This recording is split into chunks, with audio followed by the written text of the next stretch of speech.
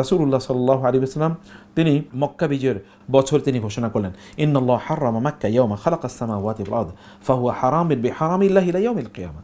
রাসূলুল্লাহ সাল্লাল্লাহু আলাইহি ওয়াসাল্লাম বলেন, আল্লাহ তাআলা যেদিন আসমান জমিন সৃষ্টি করেছেন সেই দিন তিনি মক্কার এই যে একটা বাউন্ডারি, এই বাউন্ডারিকে তিনি হারাম, সম্মানিত এবং পবিত্র বলে আল্লাহ তাআলা ঘোষণা করেছেন। যেটা সম্মানিত এবং কি এটা পবিত্র, এবং এটা কিয়ামত পর্যন্ত সম্মানিত এবং পবিত্র থাকবে। তিনি বলেন, লাম তাহিল লি আহাদিন ক্বাবলি ওয়ালা তাহিলু লি আহাদিন বাদি, আমার পরে এবং আমার পূর্বে কারো জন্য কখনোই এই মক্কা এইটা হালাল ছিল না, মানে এখানে যা মনে চায় তা করা যেত না, কখনোই না।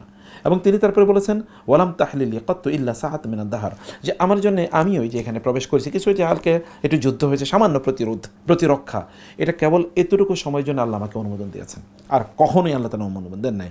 লা ইউনাফারু সাইদুহা, মক্কা বাইতুল্লাহ বা এই হারামের এরিয়াটা এতটা পবিত্র এবং এতটা সেন্সিটিভ যে ওইখানকার যে পাখিগুলো আছে না, ওইখানকার পাখি এগুলোকে পর্যন্ত আপনি মানে দৌড়াইয়ে দিতে পারবেন। অনেকে দেখবেন সেখানে গিয়ে কবুতর আছে, কবুতরের পেছনে দৌড়ায়, এই করে সেই করে, তাদের স্থানগুলো থেকে সেগুলোকে দৌড়িয়ে দেওয়া যায় না। এবং অন্যান্য যে সকল প্রাণী আছে এগুলোকে আপনি তাড়াতে পারবেন না, ওগুলো তার অবস্থা থাকবে। আপনি আপনার মধ্যে ভেরি জেন্টল, কুল, কাম, কম্পোজড, মানে খুবই শান্তভাবে সেখানে যেতে হবে। আপনি যেন মানে একজন ব্যক্তি যখন আল্লাহর কাছে, আপনি যখন নামাজে দাঁড়ান তখন কীভাবে দাঁড়ান, একেবারে আত্মসমর্পণের মতো করে মানসিকতা নিয়ে সেখানে প্রবেশ করতে, মাথাটা নিচু করে। আপনারা জানেন যে জেরুজালেমে ইহুদিদেরকে প্রবেশ করতে বলার সময় আল্লাহ তাআলা বলেছিলেন যে তোমরা সেখানে যখন প্রবেশ করবে তখন তোমরা প্রবেশ করবে কীভাবে, তোমরা প্রবেশ করবে এমনভাবে যে তোমরা উদখুলুল বাবা সুজ্জাদা, তোমরা মাথা অবনত করে সেখানে প্রবেশ করো, এবং ওয়াকুলু হিত্তাতুন, বলতে থাকো ক্ষমা চাই, আল্লাহ ক্ষমা করে দাও, আল্লাহ ক্ষমা করে দাও। সুবহানাল্লাহ। এটা যদি মসজিদে আকসার ব্যাপার হয় তাহলে বাইতুল্লাহর অবস্থাটা কেমন হওয়া, এটা বাইতুল্লাহর অবস্থাটা কেমন হওয়ার কথা। ওয়ালা ইউদাদু শাওকুহা, এমনকি ওইখানকার যে কাঁটাওয়ালা গাছ আছে না, এই গাছগুলো পর্যন্ত আপনি উপড়ে ফেলতে পারবেন না, কোনো গাছের ঢাল ভাঙ্গা যায় না।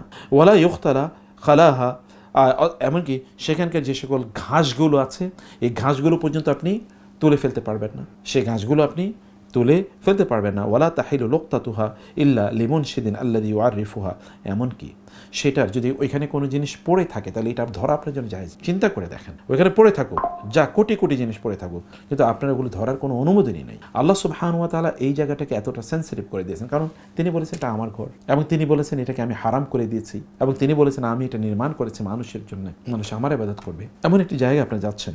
ইমাম তিরমিজি রাহিমাহুল্লাহ তিনি উল্লেখ করেছেন, রাসূল ইসলাম যখন মক্কা থেকে মদিনায় হিজরত করে তিনি যাচ্ছিলেন তখন তিনি বারবার মক্কার দিকে তাকাচ্ছিলেন আর বলছিলেন, মা আতুয়াবাকি বিন বালাদিন ও আহাব্বাকি ইলাইয়া, তুমি কি পবিত্র একটা দেশ এবং তুমি আমার কাছে কত যে প্রিয়। তিনি বলছেন, ওয়ালাউলা আন্না কওমি আখরাজুক, যদি আমার জাতি আখরাজুনি, যদি আমার জাতি আমাকে বের করে না দিত তাইলে আমি কখনোই এখান থেকে বের হতাম না। আমার জাতি যদি আমাকে বের না করে দিত তাহলে কখনোই আমি এখান থেকে বের হতাম না।